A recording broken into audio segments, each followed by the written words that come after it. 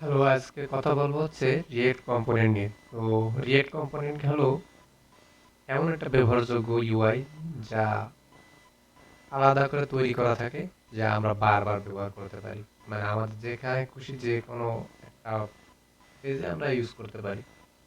তো ধরো আমাদের একটা ফুটার বা নেটবার তৈরি করা থাকে, তো আমরা ফুটার নেটবার কি প্রত্যেক পেজে ইউজ করি।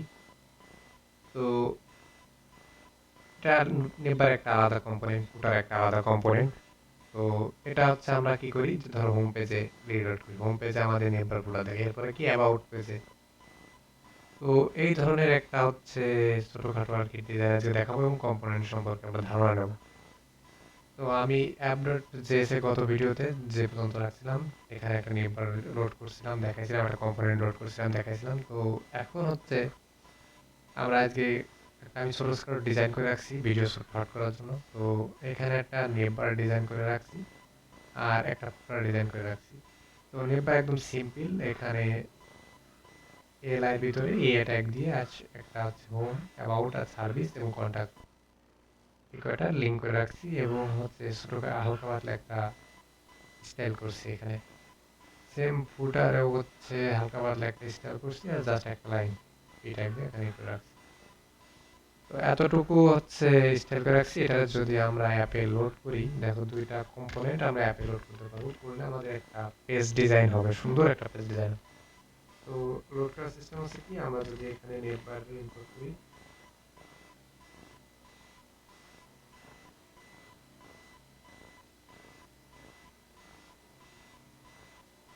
তো আমি অটো ইম্পোর্ট করে রাখার জন্য অটো ইম্পোর্টে গেছে, আমাদের এটি ইম্পোর্ট করা লাগবে। এটা ইম্পোর্ট না করলে কাজ করবে না, তো আমরা এটা ইম্পোর্ট করছি। এরপর হচ্ছে ফুটার, ফুটারে ইম্পোর্ট করা লাগবে।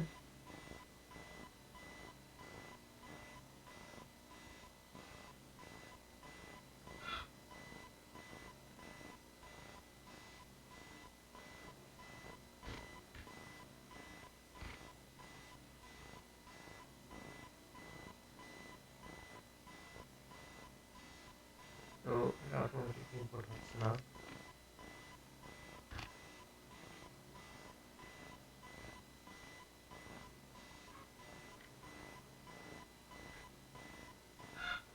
এখন এটা যদি সেভ দিই এবং আমরা যদি আমাদের ব্রাউজারে যাই, এটা দেখি কি অবস্থা। তো এই যে আমাদের মাই ওয়েবসাইট এবং এখানে দেখো কত সুন্দর একটা ডিজাইন চলে আসছে। তো এটা হচ্ছে আমাদের নেবার আর এটা হচ্ছে ফুটার। তো আমরা এটা সুন্দরভাবে ডিজাইন করতে পারি আর কি, আলাদা আলাদা করে, এবং সব পেজে আমরা এইভাবে লোড করতে পারি। তো একটা প্যারেন্ট কম্পোনেন্টের একাধিক চাইল্ড কম্পোনেন্ট আমরা হচ্ছে আর কি রিলোড করতে পারি।